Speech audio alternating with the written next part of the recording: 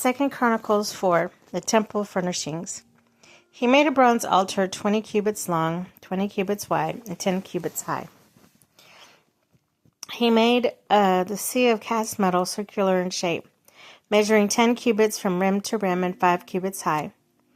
It took a line of 30 cubits to measure around it. Below the rim, figures of bulls encircled it, 10 to a cubit. The bulls were cast in 2 rows in one piece with the sea. The sea stood on 12 bulls, 3 facing north, 3 facing west, 3 facing south, and 3 facing east. The sea rested on top of them. Their headquarters were toward the center. It was a handbreadth in thickness, and its rim was like the rim of a cup. Like a lily blossom, it held 3,000 baths. He then made 10 basins for washing and placed 5 on the south side, 5 on the north. In them, the things to be used for burnt offerings were rinsed. But the sea was to be used for the priests for washing. He made 10 gold lampstands according to the specifications for them, and placed them in the temple, 5 on the south side, 5 on the north. He made 10 tables and placed them in the temple, 5 on the south side, 5 on the north. He also made 100 gold sprinkling bowls. He made courtyard of the priests and the large court and the doors for the court, and overlaid the doors with bronze. He placed the sea on the south side at the southeast corner. And Hiram also made the pots and shovels and sprinkling bowls.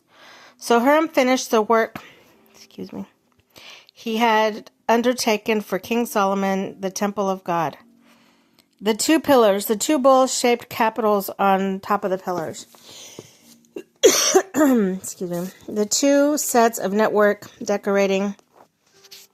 The 2 bowl-shaped capitals on top of the pillars. The 400 pomegranates for the 2 sets of networks. The 2 rows of pomegranates for each network decorating the bowl shapes.